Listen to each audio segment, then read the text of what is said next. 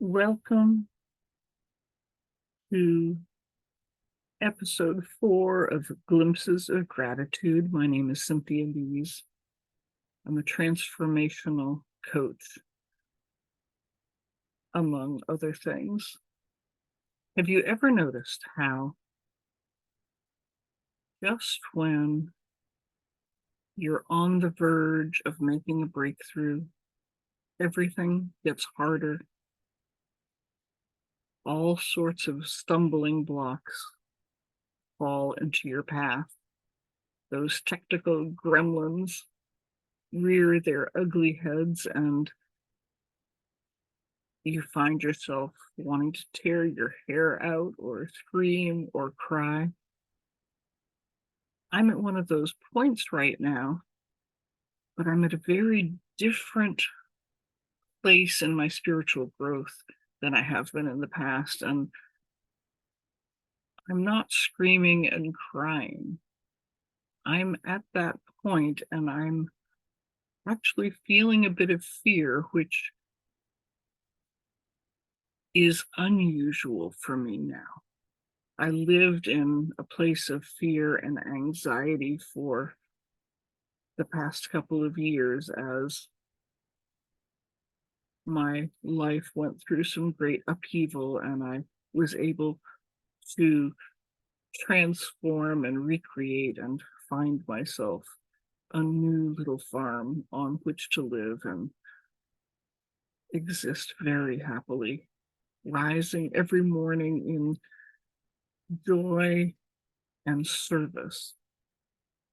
My purpose is to rise each day and see how I can serve God's creatures, the earth, my fellow man.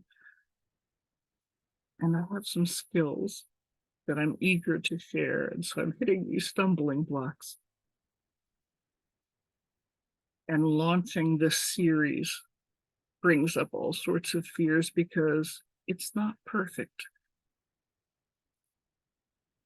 And the perfectionist in me is screaming, no, no, no, don't do it. And I know better because few things I've learned, including I am always in the right place at the right time for me. And remind yourself of that. You are always in the right place at the right time. And some of these lessons hurt. Some of them bring physical pain. Um, but we survive and we move through and we give thanks for them.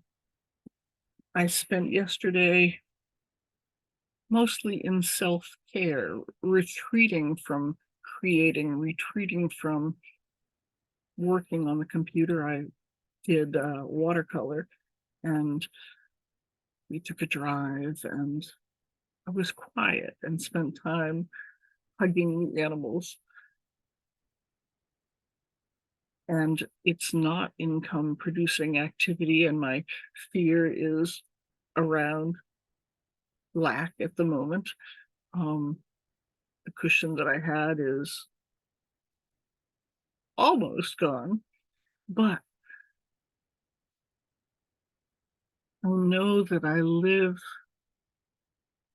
in a world of infinite possibilities. I know that when I set those intentions and follow through with intentional actions, moving things forward, the universe is in full alignment. I have been honoring ancestors, I have an ancestor altar that will be inaugurated next spring. But recently I added a memorial poster board with pictures that was put together for my father's memorial service. And so it has family photos going back a couple of generations and neighborhood photos. And just about everybody on that board, including my sister, have transitioned to the astral realm. And so I find myself as I'm chanting prayers in ancient Japanese with my prayer group, I now face this wall of pictures and often connect with one of the images there and one of the souls there. And it's an amazing feeling. Again, it's not a psychic communication with them. I'm not hearing their voices, but I had a moment of understanding from my paternal grandfather recently on a level I hadn't had in the past. He moved to the astral realm through suicide, and I looked at him and thought, you did it.